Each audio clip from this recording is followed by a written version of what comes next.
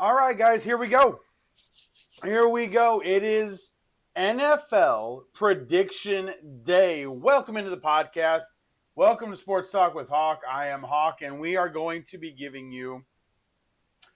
I am going to be giving you my NFL predictions for the year. Now, this is just how I believe they're going to rank in the division, not the actual record. Um, I'll give you a little bit of what I think they could be. I'll give you a generalized thought of where I think they could end up. But I'm going to give you the order of each division. And then tomorrow, I will give you the playoff teams, and I will give you my Super Bowl winner. That will be tomorrow, along with my college football predictions for the college football playoff will also be tomorrow. And then Friday is going to be our first day where we've got picks. We've got game previews for college over the weekend. We've got, we got games tomorrow night. If you have not, absolutely get on FanDuel. Yesterday was their predictions, NFL Futures Day, and not gonna lie, some really good deals. Even taking the favorites got really good odds yesterday. Kudos to FanDuel. They know what they're doing. They know exactly what they're doing, and doesn't surprise me at all. But good for them. Good for them. And hey, download it. Have some fun. Don't go hog wild. Have some fun. Place 25-cent bets, 50-cent bets, whatever it may be. Just have fun with it. But today, we've got the NFL. Now, I do not have thumbnails. I'm going to post the thumbnails. They're being created right now. I'm going to post the thumbnails on Friday. So you will have my division standings prediction, the playoff prediction, and the college football playoff prediction. I will attach all those on Friday. Those will all be there. Those will all be available. So let's jump right into it this morning, and then we'll take a break here in a little bit, talk some other sports. We had some great baseball games last night, and so we'll just kind of roll from here. So how do we do this? So I used I've got a site that I use that has every single game, and I go through, and I have excruciatingly gone through every game multiple times. And the top 25% and the bottom 25% have matched almost every time I've gone through it. But there's that middle 50%. There are a lot of teams in question. What are they going to be? How are they going to respond to injuries? How are they going to handle new coaching? How are they going to handle some of the drama off the field? There's a lot of teams that are like that. And to be honest, I don't know. I don't know how it's going to work out. But top 25, I have a great idea. Bottom 25, I have a really good idea. Multiple fan bases will not be happy with me. That's okay. I do have a feeling there are some teams that are going to play a lot better than people think. I do have a feeling that at the end of it, there's just going to be one of those situations where you're like, yeah, that kind of makes sense. That kind of makes sense. So I'm going to do, we're going to start out, and I'm going to do it a little bit differently. So I'll give you some of my thought process for going through. Let's go to the end of the season. So let's go to week, what is it, 13 this year? Nope. It is week. Hang on. I'm trying to find Thanksgiving week. There it is. Week 13. Okay. So let's go to week 13. This is far enough down the road. You know, the picks for what I actually do, that Friday before can change. So when looking at the game, so we've got Green Bay and Detroit on the 13th. How do I figure out who I believe is going to win as we get deeper into the season? I believe certain teams will grow, and I believe other teams will fall apart. Green Bay historically is a slow starting team. You remember last year, the rough start with the Eagles. Malik Willis ends up coming in because Love gets injured, and it's a little bit rockier. The Bengals are the same way. The Bengals, Zach Taylor has a horrible record in September, but they get hot late. So with that, I take into account everything. There are past trends. This is the part of analytics that can lie to you because every football season is its own entity, but there are historic trends that we can follow. And this year, one of the biggest ones that I am going with is the Detroit Lions are going to take a step back. That is what I believe. I fully believe the Detroit Lions will take a step back. Now, here's the thing, though. Taking a step back from being 16-1 doesn't mean you're going to be 9-8 or 10-7. Taking a step back could only mean 12-5 or 13-4, but you're taking a step back from what you were. They still have a outstanding coach. I'm not sure about the coordinators. I like Shepard on the defense. Shepard with a defensive coordinator. I'm not worried about him. As a defensive coordinator, not as a head coach, I'm not worried about him. But you get to teams, you start looking around the league and you get to teams like the Colts. Shane Steichen has not proven to be able to call consistent games really in his career. And the record that I have for them, basically, you're trying to figure out, do you believe in Daniel Jones? Do you not believe in Daniel Jones? Do you believe in the organization? Watching all their cuts that they did yesterday, I don't feel good about it. I really don't. Chris Ballard could not trade away two guys that he was trying to trade. Every other team was able to. Chris Ballard just didn't. So, with that being said, my view of the Colts was a little bit higher before the cuts than it is now. So redoing everything overnight last night, redoing everything this morning, I think I got the order of the teams correct. I will put the records on there a little bit, what I think they could become. So the order of the teams. So when you look at the AFC East, this isn't going to be a surprise to most, but it will be a surprise to some. In the AFC East, I have the Buffalo Bills winning the division. I believe they can easily get 14 wins, potentially 15. Yesterday, I did lock in a solid bet for them and Baltimore, both getting 14 wins. I think they both go 14-3 at minimum. I think that's barring injuries. If Allen gets hurt, if Lamar gets hurt, obviously all bets are off at that point. This is in a perfectly healthy season. So Buffalo, I believe, can go 14-3, 15-2. I believe they will be the number one seed because of beating Baltimore at the beginning of the year on Sunday Night Football. Teaser, I'm going with Buffalo. So second in that division, very clear to me, is New England Patriots. As a Colts fan, I am not supposed to be able to say this, but the Patriots organization is a lot better than the Colts right now. Their general manager is better. Their head coach is better. Their owner is, unfortunately, definitely better now. And they're not a mess. They're a stable organization that understands who has what job, understands what is needed to win, and they're going back to it. Mike Vrabel, big personality, big guy, big aura, so that he keeps the light on himself. This is what I've said about Rex Ryan. If you've listened to any of the podcast episodes, I loved Rex Ryan in New York. Why did Rex Ryan work?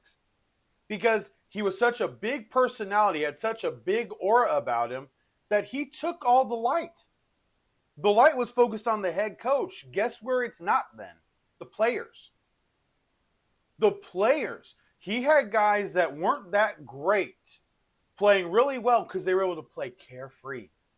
New York media was really only after Sanchez, a little bit after Braylon Edwards, but everybody else, they were good. They were absolutely fine with. Why? They were too focused on Rex Ryan. Vrabel has that aspect now in New England. He's got Josh McDaniels as his offensive coordinator. He's able to look at Josh and go, yo, you take offense. I will worry about the defense. You take the offense. If something happens offensively that goes wrong, it's on you. Defensively, it's on me. We're working to make sure this all works. They took one of the position coaches from Detroit to be the defensive coordinator to help Vrabel. Vrabel believes in being involved, but he does not want to be the one that does it all the time because he has to coach the entire football team. And we know this. So, New England, I've got it second. Now, who's third? We got the Dolphins and the Jets. Jet fans, I will surprise you. I believe Miami will fall off a cliff this year. Regardless of the weapons on offense, I believe their defense is so inept, has so many holes. Even Tua, an older Tyreek, Waddle, we know there's going to be some injuries, but they got rid of Jonnu Smith, who is a huge player for them. If Waller can step up, they may win more. I've got the Jets third in the AFC East. I believe the Jets, midway through the season, you're going to see the growth. I don't know if Justin Fields is the future. I have zero clue on that. He looked lost in preseason. But I do believe the defense will have the power to keep them in games. Garrett Wilson, Breece Hall, Braylon Allen, it's going to be just fine. Just fine. And I absolutely think they have every shot to be able to make this work. I think the Jets are third, and I believe the Dolphins are actually fourth. And with that, they're going to have a decision to make. I know it sounds crazy. They will have to decide whether or not they really want to go with Tua. The record I have for them is potentially 4-13. I don't think they have a lot. They don't have a lot of fight. They are a worse Cincinnati Bengals team. The Bengals at least have, Trey Hendrickson. They got Shamar Stewart. Hopefully he pans out. Just if he's decent, he'll pan out. The Dolphins have Kenny Grant, a defensive tackle. That's about it. Defensively, Minkah Fitzpatrick is the free safety, but he sometimes seems like it, but he can't be everywhere.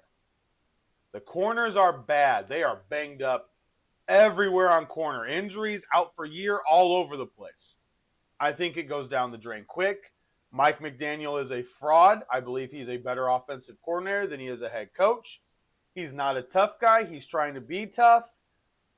I think he gets fired at the end of the year, and the Dolphins are fourth in the division. That's simple. Now, looking at the AFC North. So we've got the Bills, Patriots, Jets, and Dolphins in the East. 1, 2, 3, 4. In the North, no surprise in this division. Ravens are number one. Like I said, I believe they can go 14-3. At minimum 13-4. But I got them going 14-3. The schedule, they've got some tough games, but they got the games at home. I've got them losing the tough games on the road. I'm giving the games on the road, and I'm giving them the games at home. Detroit comes into Baltimore. Los Angeles Rams come into Baltimore. Both of those I've got getting W's. So, second, though, is Cincinnati. And I know that's no shock to most. Third is going to be Pittsburgh. And obviously last is going to be Cleveland. Here's the thing about this, though. Cleveland is going to have one of those seasons where you really question What is it going to be next year? So as of right now, I've got them at 3-14. I think the defense is good enough early. I think mid-season they're going to get angry. I believe they will knock off Pittsburgh. I believe they'll knock off New Orleans. So they've got some W's there, no doubt. But I just don't see this team really being able to take that next step as the season goes on. I don't see them being able to take the steps they need to take to really improve much. They will have the first or second pick in the NFL draft next year. At least top three. So because of that, I kind of don't have any surprises for this division. Cincinnati, I once again, for the third straight year, I will say I have them going 9-8. Another 9-8 year. Now, do I have them in the playoffs at 9-8 with the way I've got everything set up? You'll have to wait till tomorrow to find that out. But I do have the Bengals at 9-8 again. If they miss the playoffs a third straight year at 9-8, it's not going to be good. It's not going to be good. You can't go back to back years missing the playoffs while being above 500. It can't happen because obviously you are only a player or two away from getting over the hump and getting 10 or 11 wins. Ownership. Pay attention. This is a big year. At 9-8, I don't know if you can fire Zach Taylor. I don't know if you can fire Zach Taylor. Why would you? It's not his fault. If they go 9-8 again, it will not be his fault. The money spent on the defense is a wreck. It's not as bad as Miami's, but it's a wreck. If Hendrickson gets hurt, I could see them going the opposite way. It could go 8-9, 7-10. With no defensive pressure, it could easily go the other way. So we're going to have to wait and see and find out how this works. We will have to wait and see how this works. All right, the AFC South. And like I said, you will have all of the thumbnails I will release because I'll release them all while I'm off because I will be I'm taking a trip with my wife this weekend. So there will not be a live podcast Monday and Tuesday. I'll actually have shorts from St. Louis, and I will post my official predictions, the thumbnails for you guys on Monday and Tuesday when we don't have a podcast. So, but I will give you the playoff, everybody tomorrow, but I'll give you the actual thumbnails next week. So, looking at the AFC South, the Houston Texans are number one. They have owned that division. Right now are the best ownership group in the division, the best coach in the division, the best quarterback in the division, and the best roster in the division. They are 4 for 4. And because of that, they win again. I don't see a way the Texans don't win 11 games. I got a couple of teeter-totter games. Like I split them. I split the teeter-totter games. And I've got them at 11-6 right now. Winning the division and once again being the 4th seed in the AFC. It's what I have right now. I think they're good. I do believe that if the offensive line, they're trying to trade Cam Robinson. That came out yesterday. They're trying to trade Cam Robinson. They need interior line help. The rookie out of Minnesota won the left tackle job. Good for him. He has looked really, really, really good. I'm excited to see how he plays. He has looked outstanding.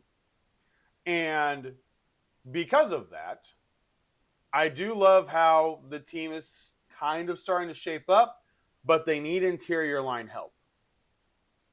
So if they can trade Robinson for a guard, I made a suggestion while I was talking to Big J last night, one of my driving buddies. I made the suggestion last night that they should go to New Orleans. They should trade a second round pick in 2027 and Cam Robinson and go get Cesar Ruiz from the Saints. That's what I would do if I were the Texans. Give that left side now with your rookie left tackle. Give him a left guard that's experienced, and I think your offensive line looks a lot better. And they could easily go 12-5, even 13-4, depending on how some of these teeter-totter games go. So Texans are 1, Jaguars are 2nd. Jaguars are 2nd. Now, do I think they make the playoffs? Do I not think they make the playoffs? I'm going to find out tomorrow. But they are 2nd in the division. And I do believe with the camp they've had, it's been really quiet outside of the Travis Hunter, junk because of all of his dancing and all the videos. I don't know if he's serious enough to be able to really be a huge dual threat weapon. But I do believe the Jaguars with Liam Cohen do have the potential to play everything out.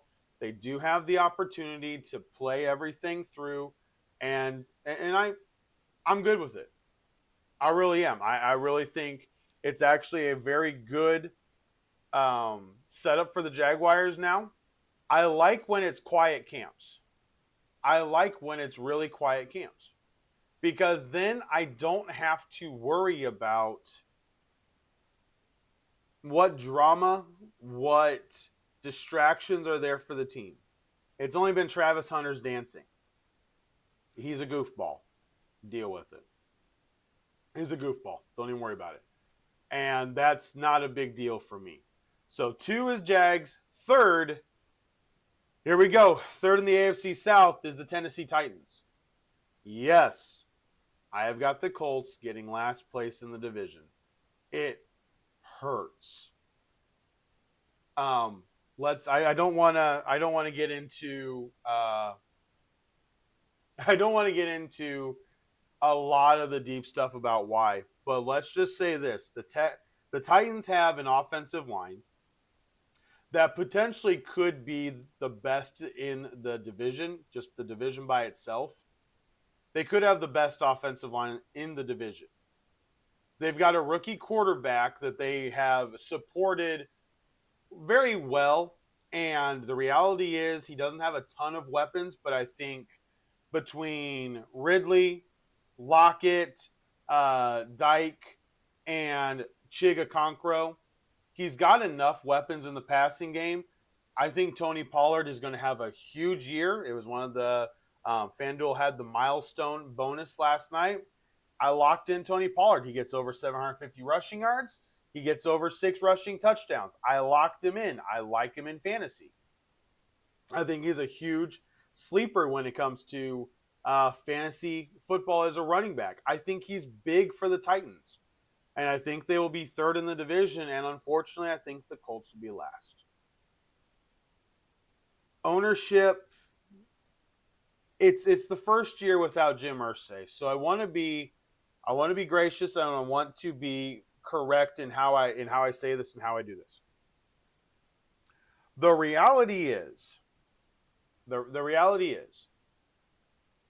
everything is rocky in Indy.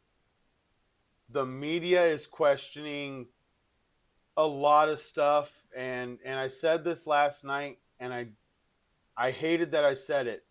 We could be heading for a Matt Millen Detroit Lions stretch of seasons with the Colts. I know it sounds horrible. It is horrible. I hate it. I hate it. But I really think we could end up somewhat there as a team. I really think we could end up there as a team. This year, I've got us winning roughly 5 games, maybe 6. Teams that have a better offense will be able to outdo our defense because we already have injuries in the secondary. I'm not putting injuries that could happen down the road into my predictions. It's the injuries that are already there. They're already decimated at corner. And we've been roasted by in routes for years. We've been roasted by deep comeback routes for years. And teams will use the comeback and use the comeback and use the deep in. And honestly, because of that, I don't think our defense can hold up. I just don't. I don't believe the defense can hold up. Now, is there hope? I don't know.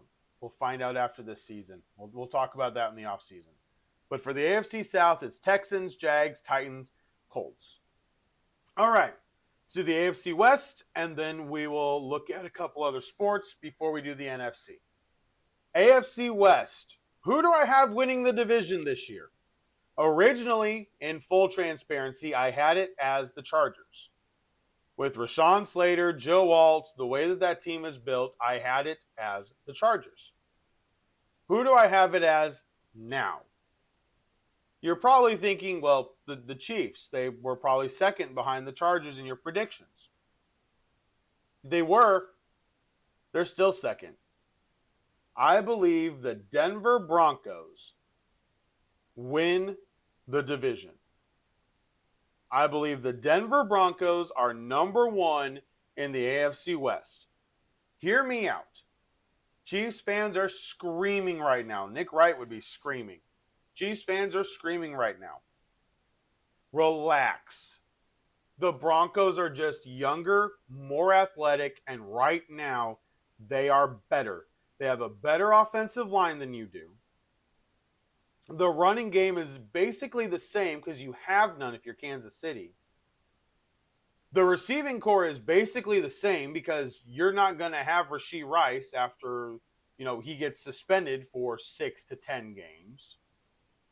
You've got this roughly the same tight end in as far as availability, injuries now between Evan Ingram and Travis Kelce. So what you look at is then the defense.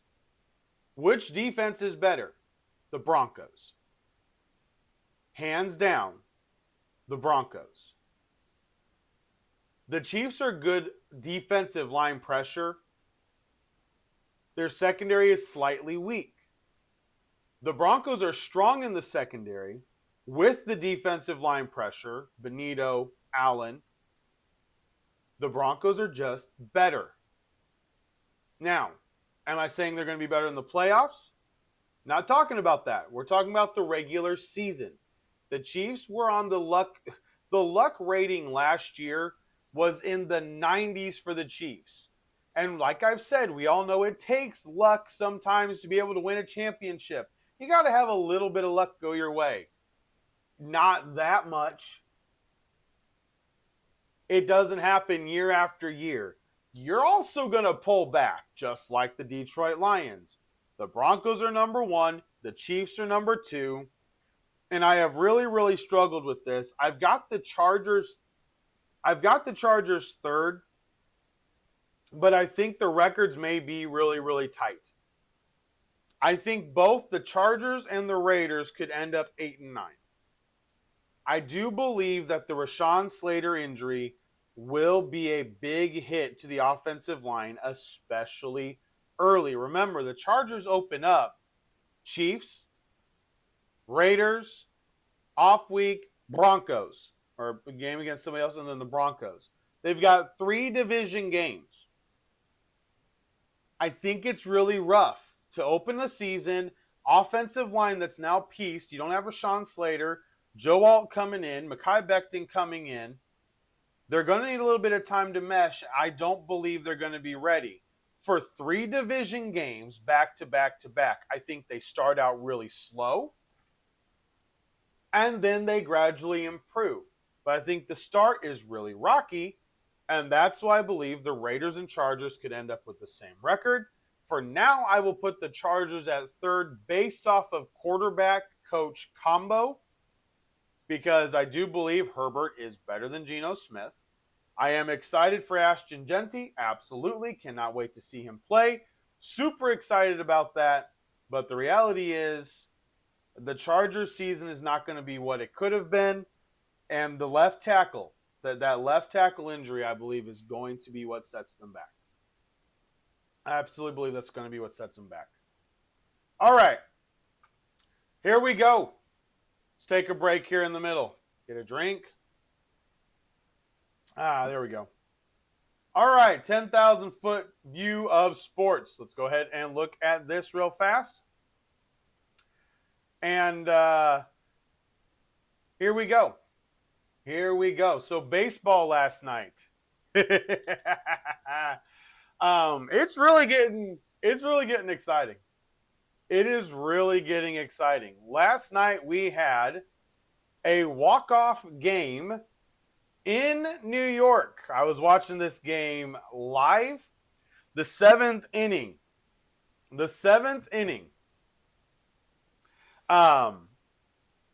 Helsley comes in to pitch for the Mets. He gets an out. He walks a guy. Harrison Bader is down 1-2 in the count. He throws a breaking ball, goes below the zone.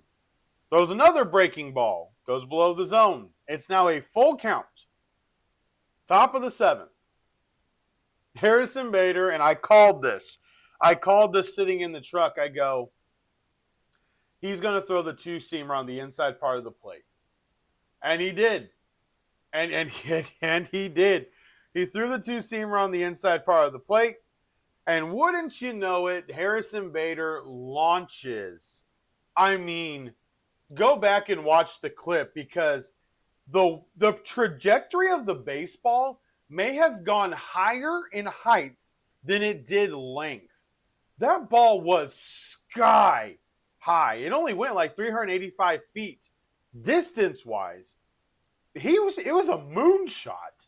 If that's just a normal home run, it's probably well over 450 feet. He crushed it. So, top of the eighth inning, Harrison Bader ties up the game. Bottom of the ninth, Mets do nothing. Top of the ninth, huge. Edwin Diaz came in, pitched 1 2/3 innings, allowed no hits, no earned runs, had 4 strikeouts in 5 batters faced. 4 strikeouts in 5 batters faced. Edwin Diaz is a stud, and he is worth every penny that the Mets pay him. Then you get to the bottom of the ninth. The bottom of the ninth, Nemo singles to center, Marte scores, and they win the game. And it was actually off of Duran, the closer that is actually really having some trouble since they traded for him. Duran has really struggled. He didn't even get an out. He allowed 4 hits, 1 earned run. The bases were loaded.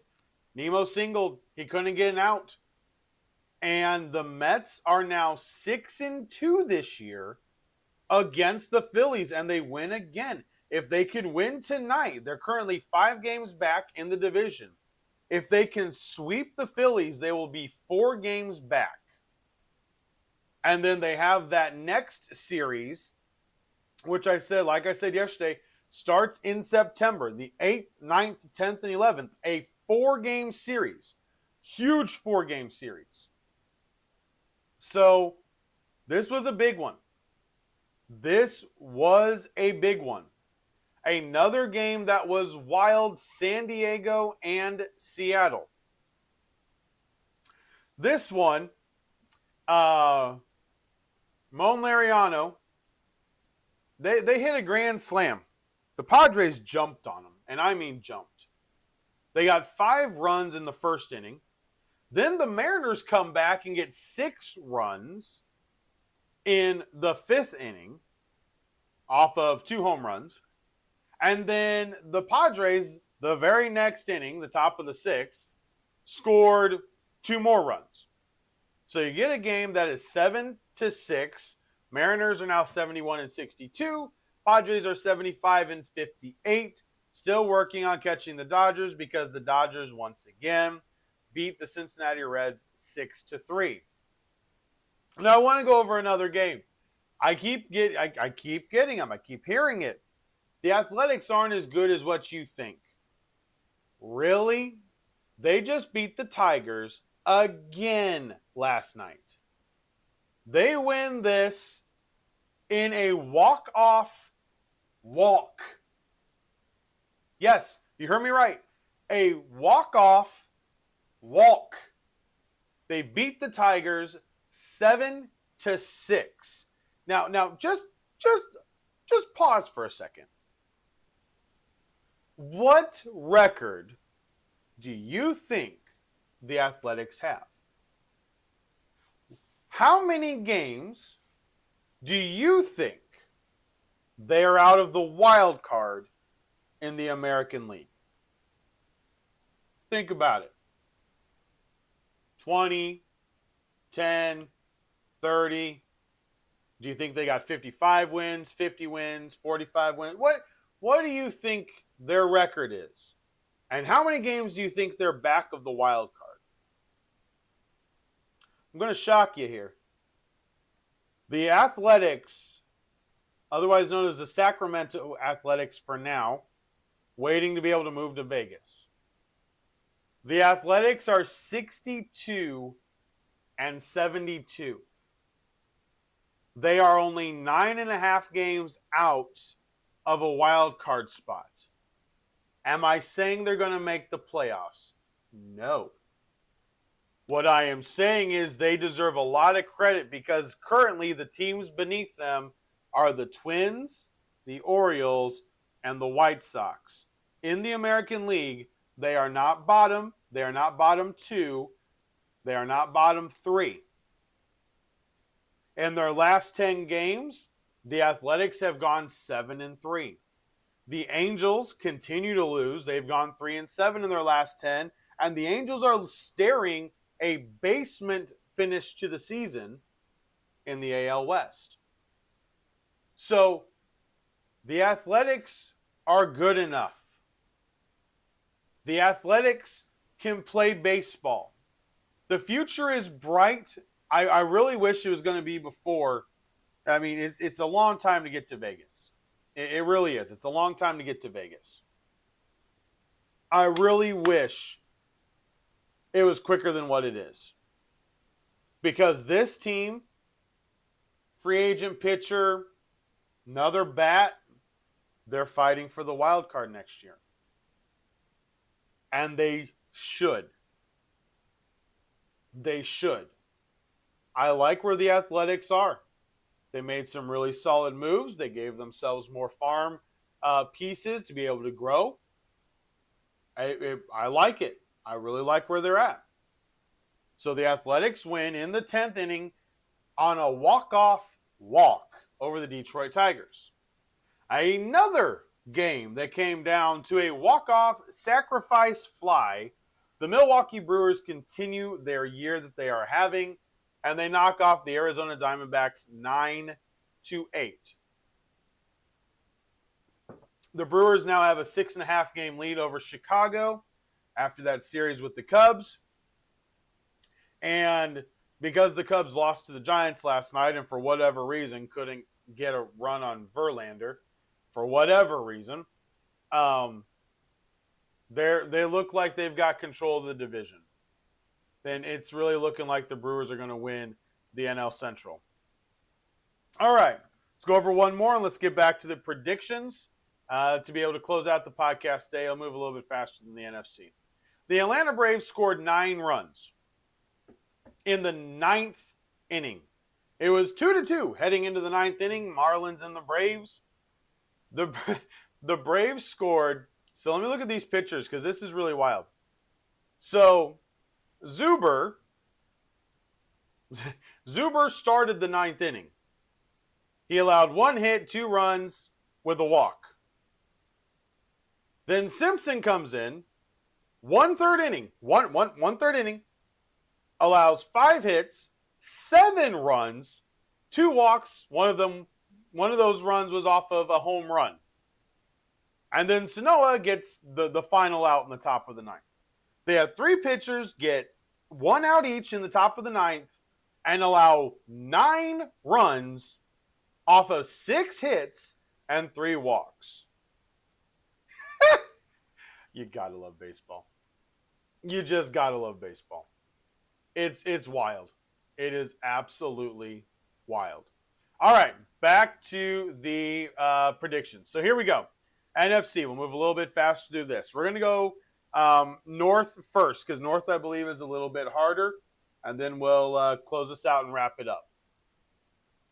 So the NFC North to me is probably one of the hardest divisions to predict. And this is going to go off of where they were last year, the changes in the offseason, and what could be this year. I do believe the Packers and the Lions will be 1 and 2. It is really hard for me to predict who's going to be where, though. I really like the Packers. I have questions about Jordan Love. I really like the Lions.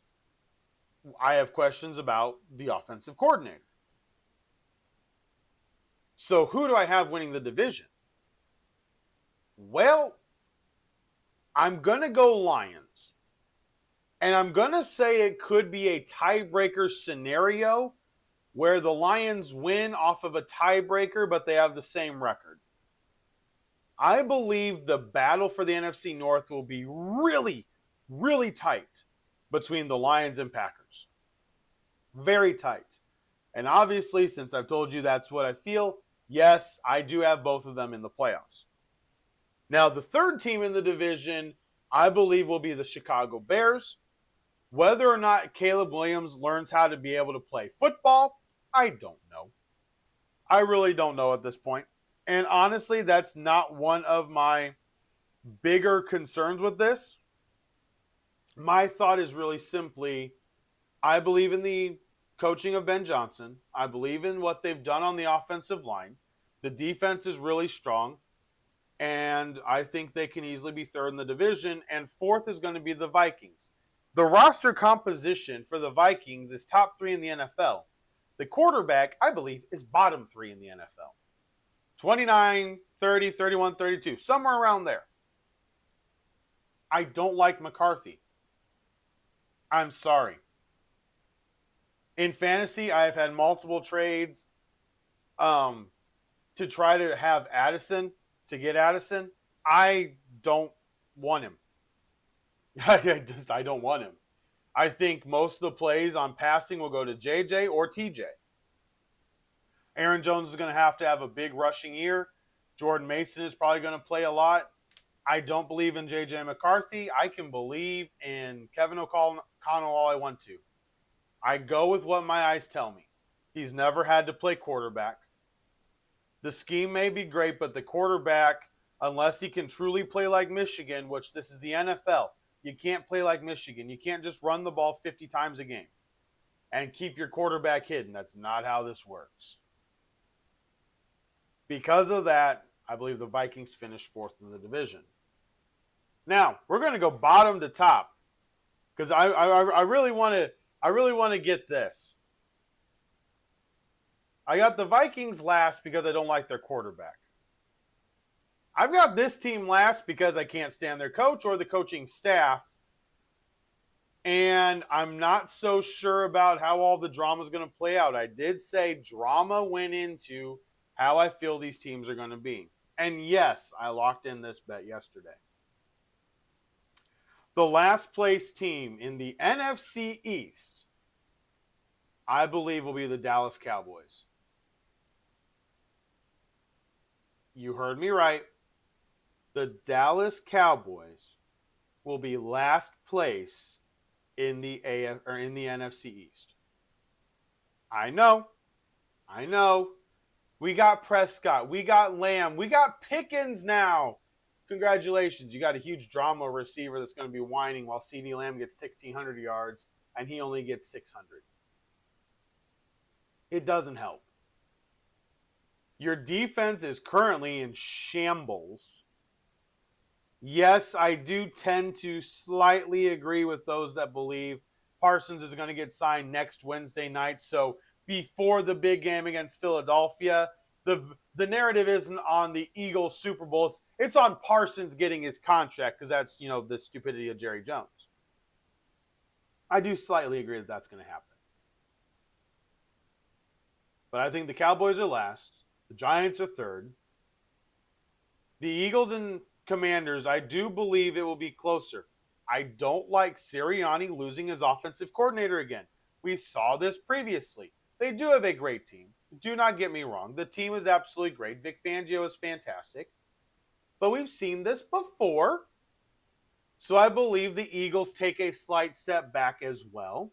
And the Commanders and them could both end up 12-5. And it's going to come down to how the season goes. It is really hard in the NFL now to get back to the Super Bowl, especially since last year's draft hit on at least 4 quarterbacks. We'll find out about 5 and 6 this year. Because of that, I believe the two teams will be tied, and I believe the Commanders will get the tiebreaker. I believe the Commanders will be 12-5, Eagles will be 12-5, and both of them together, Commanders get the slight nod and win the division, and the Eagles are second. That's how I feel the season is going to play out. I believe the Commanders did enough to ward off a sophomore slump, and they will be ready to rock and roll. 100% ready to rock and roll. Now, that's back-to-back divisions that I have said the top 2 teams will potentially be tied, and it's going to be done off of a tiebreaker. Well, here's the third. The NFC South. I do believe, and this is being healthy, if Jalen Walker and James Pierce get injured, obviously I don't think the defense is going to be what it could be. But let's say they're healthy. Let's say the Buccaneers are healthy, but their offensive coordinator takes a few games to get used to everything. I believe right now the Falcons and Bucs are very evenly matched and potentially, once again, could have the exact same record at the end of the year as each other. So it will then come down to who wins the head-to-head games. In the division, I've got both of them sweeping the Saints. Okay, I have both of them sweeping the Saints. In division, against each other, where do I think this is going to put them?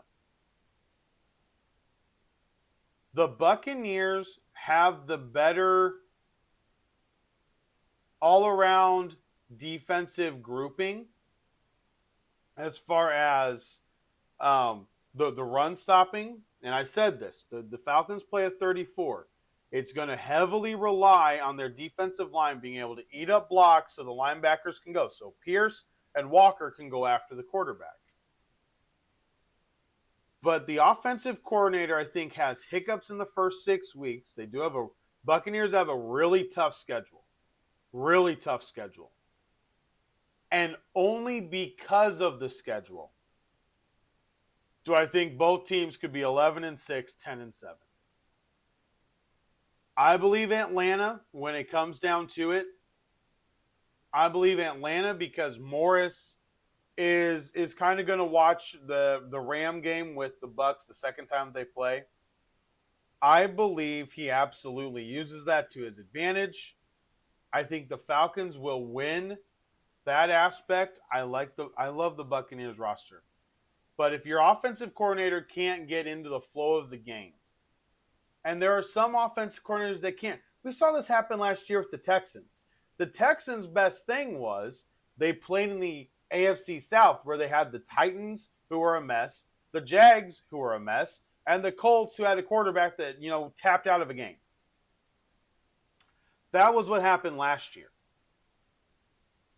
This year, it's the Buccaneers can be good, but I think the Falcons can be just as good. Kyle Pitts, Drake London, Bijan Robinson. Now, very clear, if Bijan goes down, this doesn't probably happen. They don't have a backup, I believe, on his level. If Bucky Irving were to get hurt, Rachaad White, I have faith in, along with Sean Tucker, which would then move up to being the backup instead of third string. Rachaad White is perfectly fine. They got a two-headed monster in Tampa Bay. But I think it takes a little bit of time for the offensive coordinator. They end with the same record, and I'm going to lean Falcons number 1, Bucks 2, Panthers 3, and the Saints. I locked it in yesterday. I believe they win 2 games this year. I do believe the Saints only win 2 football games this year. They may not even win 2. They're starting Spencer Rattler. He's 0-6. The offense last year was inept with him and, Clint Kubiak. I don't know. I don't know how the Saints team wins. Honey Badger retires. Derek Carr retires. Shog will, he'll end up starting. Kamara is probably the most electrifying person on that team. I don't know if Rattler can throw the ball deep enough for Olave and Saheed and Cooks to really be able to go get it. I have no faith in New Orleans. I just don't. The defense is old. Most of them will probably retire after this season. I think it could be a really rough year in New Orleans. I really think it could be a rough year in New Orleans. So I got Falcons, Bucks, tied, lean Falcons, Panthers, and Saints. All right, NFC West. You guys know I love the Los Angeles Rams.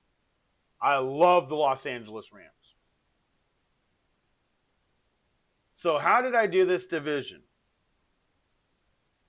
Well, an injury that is already started, that's already going on, is the Matt Stafford back issue. 37 years old. He's been brutally hit for a long time. Will his back hold up? I don't think so. He's already injured, so I'm taking into account an injury that is already there, that's kept him out of preseason. I don't think, especially with some of the defense he's going to play, he's going to get hit. He may be tough, but if they want any hope of making a playoff run, they're going to have him healthy for the back end of the season when they got games they really should be winning. I believe the Seattle Seahawks will win this division. I believe Sam Darnold with Kenneth Walker and Zach Charbonnet running the ball. An offensive line that is greatly improved. Gray Zabel was a fantastic pick for them. I believe the defense with DeMarcus Lawrence and Mike McDonald and the way that he has set up that defense is going to be really stout. I think they win the division. I believe they can beat the Rams. I believe they'll beat the Niners in week number 1, teaser. I think the Seahawks at 11-6, 10-7 will win the division. I don't think it's going to be a high win total. I think this division is really close. Really close. Who do I have as second in the division? Second's the Rams. It may be another tied scenario that Seattle wins.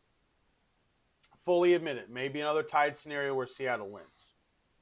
Third, I have the Cardinals, and fourth, I have the 49ers. I'm sorry, 49ers fans. You're so old at this point. You don't have any youth. You have no receivers except Pearsall right now. Why are you asking me to believe in Trent Williams and Christian McCaffrey's health? Like, even if they're healthy, I don't like this team. You got no receivers. Your defense is okay. It's not great. I don't like it. So the NFC West is Seahawks, Rams, Cardinals, Niners. Seahawks, Rams, Cardinals, and then the 49ers. That is my NFC West. So to close out, here is a quick recap. If you missed most of the video, here's a quick recap. In the AFC East, Bills, Patriots, Jets, and Dolphins. 1, 2, 3, 4. In the North, the Ravens, the Bengals, the Steelers, and the Browns. 1, 2, 3, 4. In the South, Texans, Jaguars, Titans, and then the Colts. I believe the Colts, unfortunately, will end up being basement, and I don't like it, but I think they will. The West, I have the Broncos, the Chiefs, Chargers, and Raiders. 1, 2, 3, 4. When you move to the NFC, we have Commanders, Eagles, Giants, Cowboys being last place. That'll be fun. That'll be really fun. I really kind of hope I'm right because I want to see what happens in Dallas after being last. In the NFC North, Lions, Packers, Bears, Vikings. South, Falcons, Buccaneers, Panthers, Saints. And in the West, the Seahawks, Rams, Cardinals, and 49ers. Those are my division predictions for the 2025 NFL season. So now, as we close out, what is on the horizon? Well, tomorrow I will give you my playoff picks. Tomorrow you will see the playoff bracket. And you will see my college football picks. It'll be 2 segments. We're going to do college football at the beginning, and then we'll do NFL after the 10,000-foot view of sports. And I will give you some of my predictions for tomorrow night. College football opening main week starts tomorrow night. Boise State and South Florida. Nebraska, Cincinnati. Hey, I'm ready. Here we go. I actually got an upset for tomorrow night that I'm going to throw at you as well. We went 2-1 last week. I'll give you how the picks work tomorrow because Friday is going to be picks day and preview day for college football, and I cannot wait. Cannot wait. All right. Whew, that's going to be it. It's Wednesday. Get through Wednesday. Once you get through this, you're over halfway through the week. Get through Wednesday. Make it the best Wednesday that you can. We'll be back 23 hours from now. I'll be back with the playoff prediction podcast for the week, and I cannot wait for it. Thank you, everybody, for hanging out today. Love the NFL. Love football being back. And love talking predictions and what could happen and looking into a crystal ball. Thank you guys so much for hanging out today. It's been an absolute blast. We will see you guys tomorrow. And until then, make it the best day you can. Have a great day. And for Sports Talk with Hawk, I'm Hawk. I'm out. See you later, guys.